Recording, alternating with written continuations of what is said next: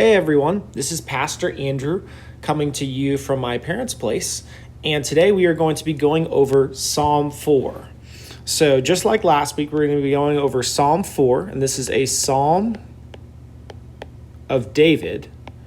So as we talked about last week, this is David, who is the second king of Israel, and he is one of the best kings that Israel ever has.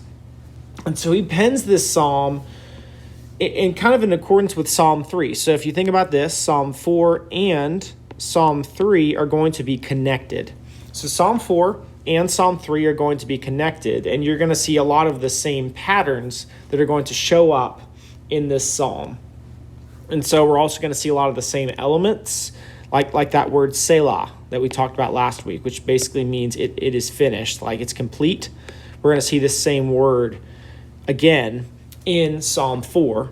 And so it's a Psalm of David, and that's what we're going to be going through today. So again, if you haven't already, go look at the bottom of this video, and you're going to see this MAPS guide, the meditate and memorize, apply, pray, and share.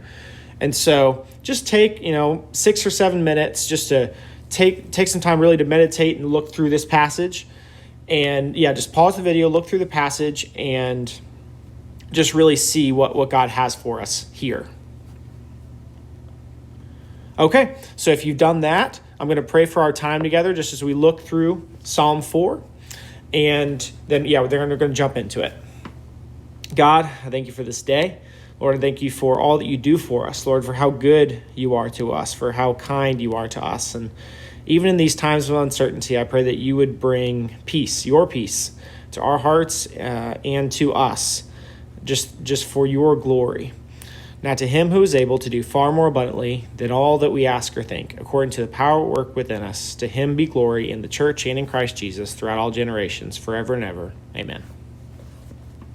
So Psalm 4, the first thing that we see, just like last time, is there's an introductory sentence. So this, again, if you were to look in the Hebrew, you would find this phrase in the Hebrew.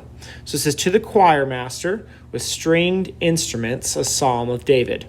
So to the choir master with stringed instruments. So you may imagine something like an orchestra playing the music to this psalm. So I don't know if you know this, but David was someone who loved to play the harp. So if you think about the harp, David was one who played the harp for his master before he was king, Master Saul. So he would play the harp for Saul, and that would please Saul. And so when David pens this psalm and he says to the choir master with stringed instruments, he's probably thinking of something like an orchestra playing this psalm. And when he says to the choir master, you may imagine some voice in this as well. So someone might be singing with this psalm as well. And so it's to the choir master with stringed instruments, a psalm of David. And I don't know if you've ever seen a harp, but harps generally are going to be pretty expensive. Of all the instruments that they have in a orchestra, the harp may be one of the most expensive simply because it has so many strings and because it's a really hard instrument to learn.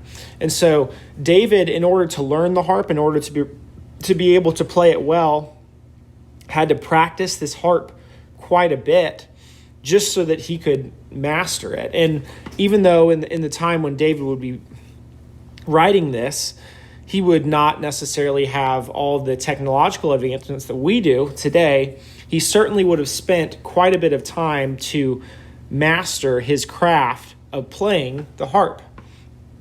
And so one of the things that anyone will tell you if you want to become a master of something is that you need to practice for a while. So again, if you want to become a master of doing something, you need to practice at it for a while. And in the standard way to know that is if you practiced 10,000 hours. So if you think about playing basketball, if you've played basketball for 10,000 hours, then you're probably a master at it. But think of how much dedication that takes. If there's 24 hours in a day and you can only play basketball for 2 hours in that day, if you were to play basketball for 2 hours a day, every day of the year. So you still would only get to that 10,000 hours in something like 14 or 15 years. So this isn't a matter of just playing for a few days a week. This is like, I'm going to devote serious amounts of time, and then after a period of 10 to 15 years, you're finally going to become a master at whatever you want to do. This could be playing the violin. It could be playing the harp. It could be it could be singing. It could be a lot of things. But to become a master at something, it takes a lot of time. And so when David pens this psalm and he says it's to the choir master with stringed instruments, this is coming from someone who is a master at what he does. So let's look into the first verse here. It says, "Answer me when I call, O God of my righteousness. You have given me relief when I was in distress. Be gracious to me and hear my prayer." So in this first line, one of the things that stands out to me is it says, "Answer me when I call, O God of my righteousness." So David immediately, he associates God with righteousness. And it's not just righteousness of an abstract kind, it's my righteousness. So when David is crying out to God, he's immediately saying, "Answer me," because he wants an answer. He wants someone to come to him and say, "Yes, I'm going to give you an answer and a solution to this problem that you're having. Answer me when I call." It's so if you call your mother and she doesn't answer, sometimes you'll just call her again and it'll be this type of thing. I'm like, well, you need to answer me. And so David, in the same way, when he prays to God, there in a sense is an expectation here that God is going to answer his call. And going on to the second line, it says, "You have given me relief when I was in distress." So David here, he's had a lot of things that could have been distressful for him. So if we remember back to Psalm 3 is when he is fleeing from Absalom, his son. And so he's saying, "You've given me relief here when I was in distress." So even in the hard times for David, when he is at his worst, he can somehow have relief. And so moving on to this third line, it says, "Be gracious to me and hear my prayer." So this is kind of connected, this "hear my prayer" to "answer me." And he is, in this first line, is really showing us, hey, Lord, answer me when I call, O God of my righteousness. You've given me relief before. I want you to give me relief again, and be gracious to me and hear this prayer. So David, you can kind of tell from this that he has a sense of desperation here. Like, he is desperate for God to answer his call. He knows that aside from God, he has no way that he is going to survive. Yet he has an expectation somehow that God is going to provide for him amidst all of this. And the way that this is going to happen is simply through God's intervention and God being gracious. The only reason that any of us have a chance at salvation is simply because God was so gracious that he sent his son, Jesus Christ, to die for us. And the same God that David is praying to here when he is in this time of distress is the same God that Jesus Christ prays to in the Garden of Gethsemane when he is in distress as well.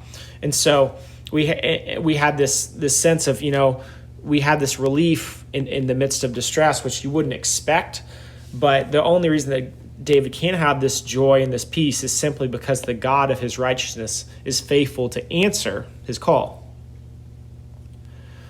So in this verse 2 and 3, it says, "O men, how long shall my honor be turned into shame? How long will you love vain words and seek after lies? Selah." So in the second verse, David is saying, "O men, how long shall my honor be turned into shame?" And so here he's probably talking something about his reputation.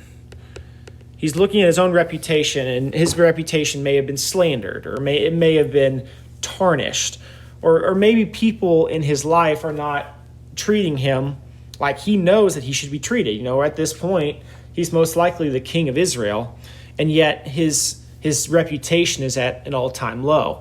Kings are supposed to be, in this sense revered, and they're supposed to be shown to be gracious.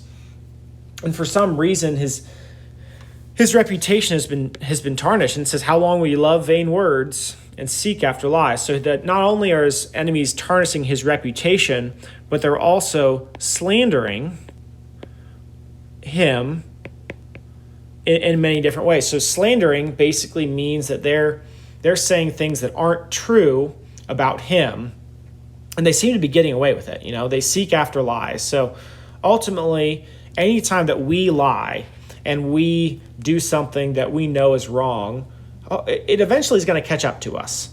And what do I mean by that? Basically, what I mean is that if you say, I can just go to I can just go to a supermarket, every week, and as I'm picking up my groceries, I'm just gonna, get a free stick of gum. Well, you might be able to get away with that maybe for a day or for a few weeks, but eventually it's going to come back to you, and eventually you're going to get caught.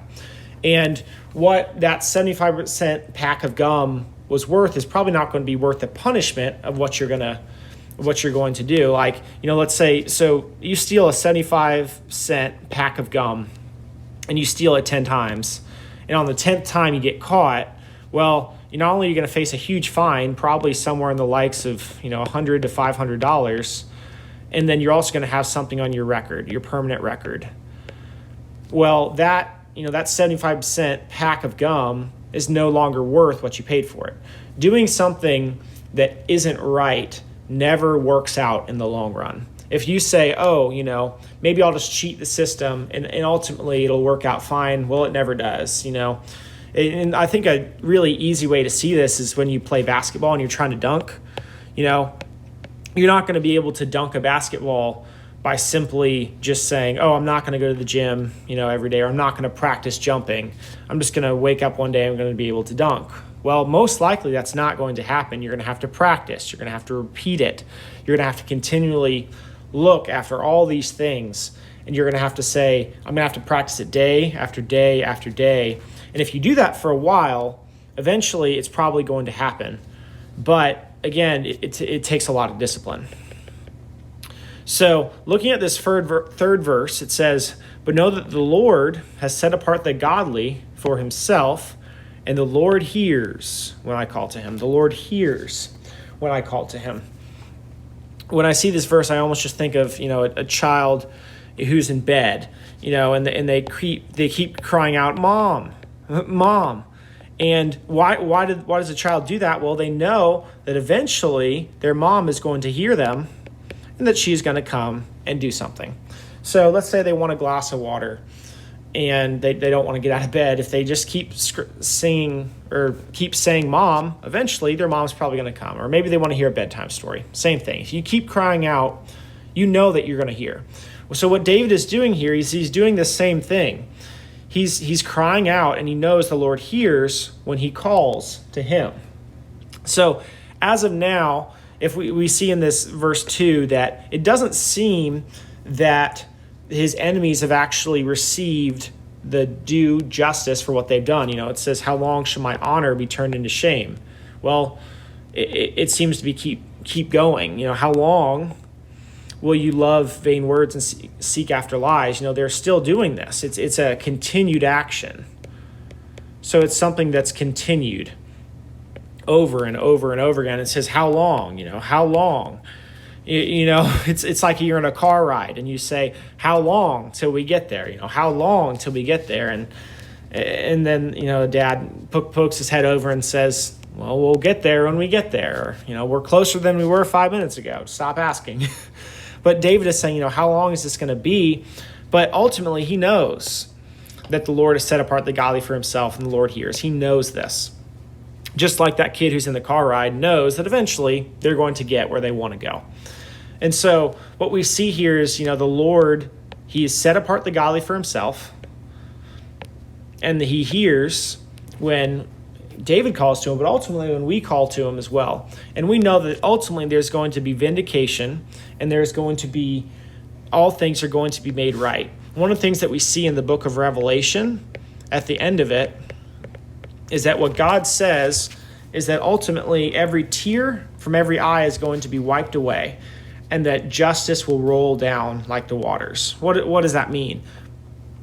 Well, ultimately, that means that the Lord, he's set apart the God for himself. He hears when he called to him. And ultimately, the wrong will be made right. So the wrong that happens in the world is going to be made right. And all things under all creation is going to be made new into something that is perfect. That's the thing that we see in Revelation. Everything ultimately is perfect. So looking at verse 4, be angry and do not sin. Ponder in your own hearts and on your beds and be silent. Selah. So again, we have this pause. So looking at this, it says, be angry and do not sin. Now, this is something that is incredibly, incredibly difficult to do. Now, why is that? Why is it so hard to be angry and do not sin? Well, there's a reason that the psalmist, David here, says both of them. He says this because when you're angry, it normally leads to sin. Like if you are angry that you have to go and clean the yard outside, typically that doesn't lead to something that's righteous. So David says, be angry and, it's important here, do not sin. So normally it's be angry leads to sin. He says, do not sin. So what does this look like? Well, this would be, what would it be called? A righteous anger. So looking back, we see, these men here are turning how long shall my honor be turned into shame? And they're slandering his name. They're slandering his reputation. And then, so he has a reason to be angry. David, in this sense, has a reason that he should be angry at all these people who are being terrible to him. But what David is saying is that, and what ultimately God is saying is, there's a way to have righteous anger and to know that, there's something wrong with the picture that I see here. There is something wrong with the world that I see here, but I'm not going to let my anger turn into something that is sinful and that ultimately will not glorify myself. Ultimately, I can be angry, but I can do it in a righteous way, and I can do it without sinning.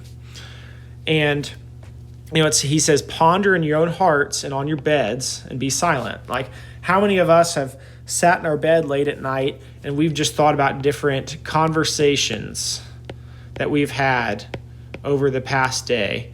And not only conversations, but potential conversations, and how we could have potentially won those conversations, and how we could have said something really like witty here. We could have said something that would have proved our point there.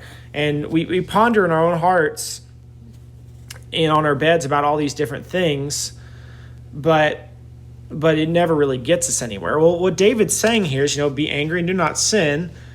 And you have this righteous anger, but there's a healthy way to take that righteous anger, and you can simply, in your bed, you can pray. You can say, Lord, this is something that's wrong, and I know that you hear my prayer. I know that you hear it. I want you to do something about all this unrighteous and injustice that I see in my life. I want you to do something. And instead of going out and acting in anger, I'm going to be silent. One of the best ways that I've heard about doing this is that, let's say you get a text from someone and it just makes you really, really angry. You are just really, really mad. And you know that if you respond, you are going to do something that is probably sinful and that you're probably going to regret. And then ultimately you're probably going to have to apologize for. If you're really angry at that point, you need to wait 24 hours, if possible, to respond. So let's say someone texts you and it just seems like they're being really rude and you're just really, really angry. If you can wait 24 hours or maybe even just that day, if you can just wait a few hours and wait on it, you're probably going to respond in a way that's a lot more godly than if you just go immediately and just answer whatever they sent you. And I've had this happen in my own life before. I had a text from one of my friends who texted me, and it was just really, really, the way that I read it, I just really thought, wow, he doesn't care about me. What is he doing? it just really made me angry. And so this is what I did. I called my mom, and she said, you need to wait 24 hours. So that's what I did. And so I called him the next day and asked him what he meant. And in that text, he didn't mean what I thought he meant. I thought that he was kind of disrespecting me. Really, he was just asking a question. And so for me, waiting that 24 hours went from where we would have had a huge conflict to where I could easily just say, oh, well, I misunderstood. And it was a problem on my end of just communication. Texting or even sometimes a phone call can be misconstrued very easily. It's the same thing with email. Waiting 24 hours is really important sometimes, just to let the conversation and the conflict die down. And so after we have this Selah, we kind of have a shift in what David is saying. And so in verse 5, he says, offer right sacrifices and put your trust in the Lord. Okay? So offer right sacrifices and put your trust in the Lord. So what David is talking about here is he's offer right sacrifices, and we're going to see in the next verse, he's going to be talking about grain and wine. So in offering right sacrifices, in this instance, we're going to say the same thing: grain and wine. So these are two things that in this time are very valuable, and these are things that someone would offer to God in order to say, God, I love you, and I want to show this to you.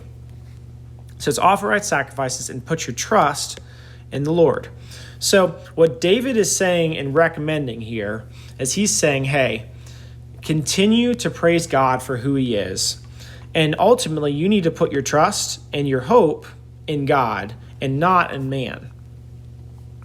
What's really hard about doing this is that sometimes when we think of, okay, in our modern time, instead of grain and wine, typically you give a tithe. And that tithe is typically money. So if you were used to give, a young goat as an offering, today you're probably going to give, $100 cash. And so you went from something that was physical to something that's just money. But it's the same concept. Offering right sacrifices. We have a goat that you would give, and then money that you would give now. And you're simply giving back to God what God gives to us. When you think of a tithe, that word simply means a tenth.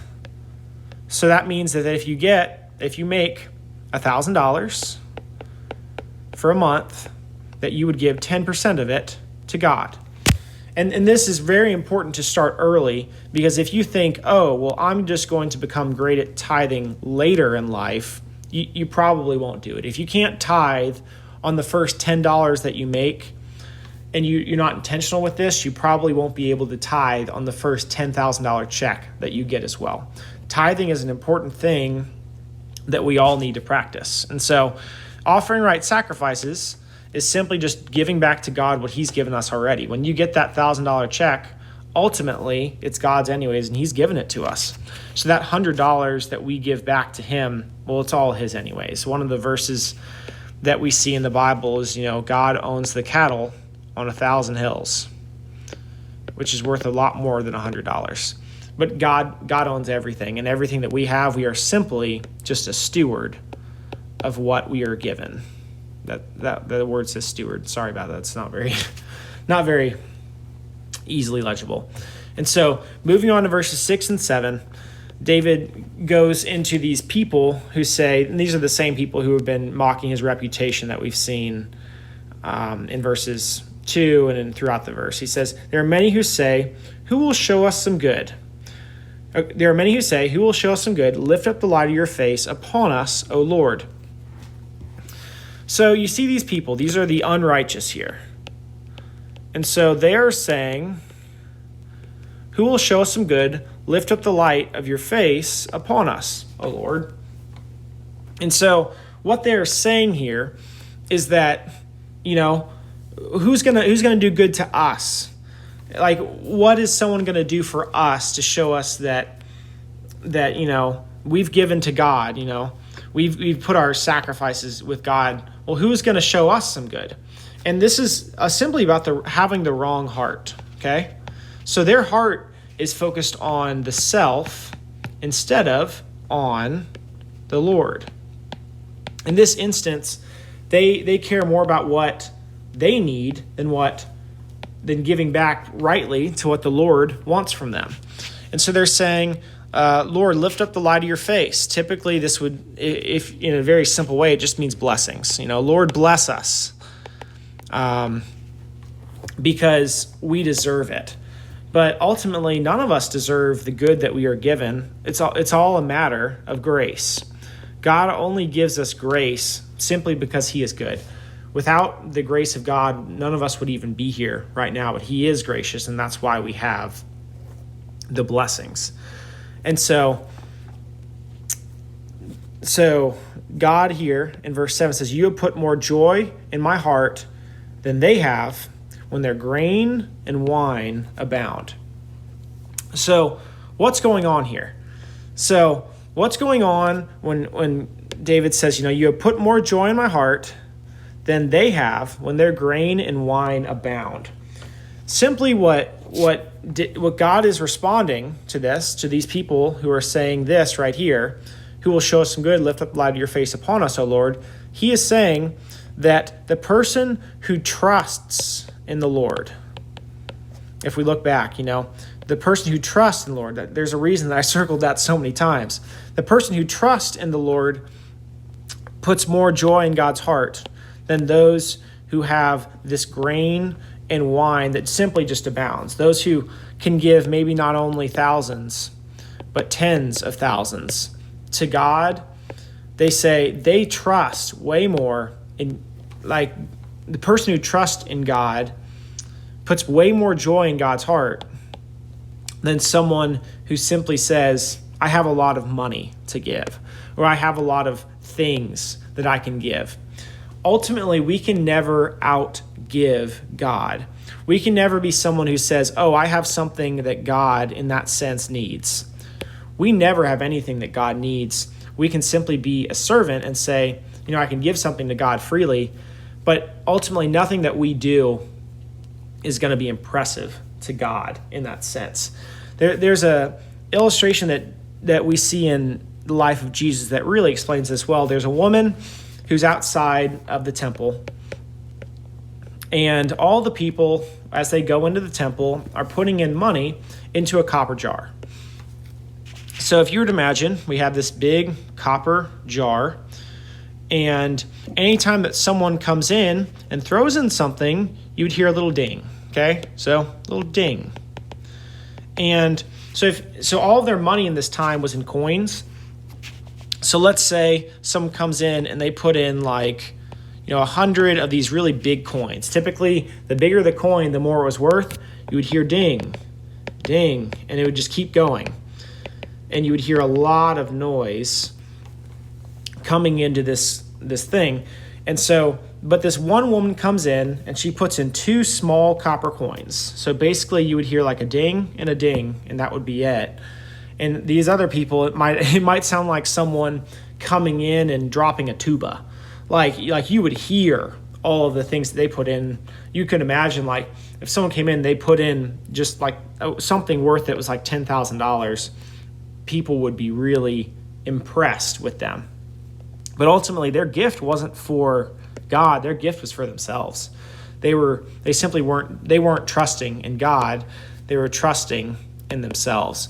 So what this woman does is she puts in 2 copper coins, which is made to be for a penny, and that's really all that she has to live on. She has nothing left to live on except for trusting in God. And yet, Jesus says that she is given more than all the people who gave a lot of money, because she gave on what she had to live, while the others gave out of their abundance. What we see in this parable, or in this psalm, just like we see in that story, is that our heart attitude is much more important than what we can physically give. If you, in your youth, can give out of what you maybe have to live on, or something that's a little bit more than maybe you think you could handle, maybe something giving that makes you a little bit uncomfortable, that's going to go a lot longer than simply saying, well, later in life I'll have more money that I can give. It's never about the amount. It's simply about your heart in what you give.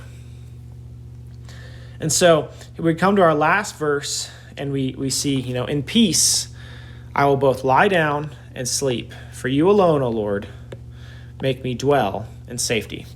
So this word peace here, this is the Greek word, or not Greek, but the Hebrew word for shalom.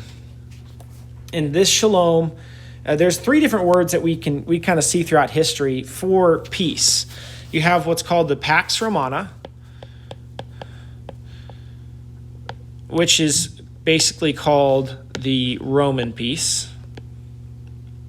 And so basically what this was, it wasn't a peace, it basically just meant no war.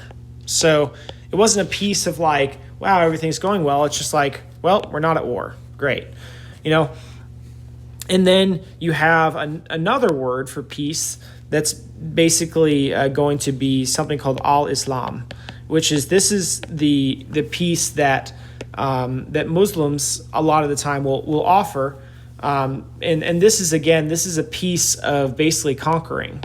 So when someone in the Muslim faith would conquer another tribe or region, they would basically say, yes, we were at peace, but it was a peace because they were conquered, and it wasn't really a peace of flourishing. And then we have this third word, which is shalom. And this shalom is a peace of flourishing. This is a peace that includes joy, and this is a peace that goes beyond understanding.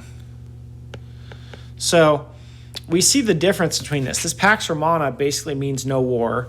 Al-Islam means that you are conquered, and you're at peace basically because you can't fight. And then we have the shalom, which is a peace that includes the joy that goes beyond understanding, the joy that goes beyond our present circumstances. So this shalom is the peace that we see here in this verse. It's a peace that David can both lie down and sleep. And so especially when you are on the run and when people are calling you names and maybe they're coming after you, lying down and sleeping is normally not something that you want to do, because if you do this, you are exposed. You can be attacked.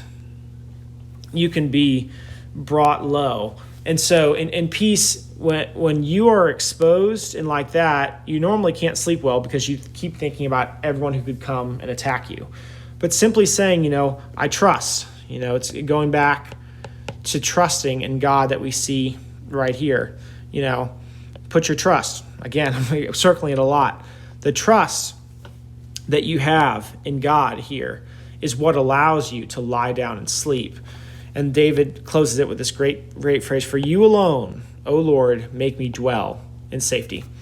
And so what David is saying is that even though there are enemies all around him, even though he doesn't know what to do, God makes him dwell in safety, and he can sleep in peace. And so in our own lives, the one thing that can really show us peace and can really show us security and hope is simply putting our trust and our faith in Jesus Christ. So basically, what you have to do in order to accept Jesus Christ is simply to put your trust, again, we're going back to that word right here, trust, put your trust in Jesus Christ. And you simply do what Paul says in Romans. He says, if you confess with your mouth that Jesus is Lord and believe in your heart that God raised him from the dead, you will be saved. So you confess with your mouth that Jesus is Lord. You believe in your heart that God raised him from the dead, and you will be saved. It's a simple thing, but trusting in God is the best decision you can ever make, and it will allow you to lie down and sleep and feel that the God can, make you dwell in safety, because he is the only one who can bring you peace. He is the only one who can truly give you this shalom, peace, and the joy that goes beyond understanding, because that's who he is. He is someone who is perfect. He is someone who is righteous. He is someone who is loving, and he is someone also who is just. Even though we may never see justice for those who, go in and steal bubble gum from a supermarket, God ultimately is just in what he does. He's loving in what he does. And ultimately, his ways are perfect. And so we see that love and that perfection, and that we will never be perfect when we put our trust in Christ, but we eventually will become more like him. And when we finally get to see his face in heaven, and you can put your complete trust in God and see him face to face, it's going to be a glorious and wonderful time. So I hope this was helpful to you. I hope that you've enjoyed not only my words, but just you looking into this and really seeing for yourself what God has shown you. And I pray that this would be a blessing to you. Let me pray. God, I thank you for this day. I thank you for all that you do for us, for how much you love us, and just pray that you would give all of these people who are watching peace that goes beyond understanding. Now to him who is able to do far more abundantly than all that we ask or think, according to the power at work within us, to him be glory in the church and in Christ Jesus throughout all generations.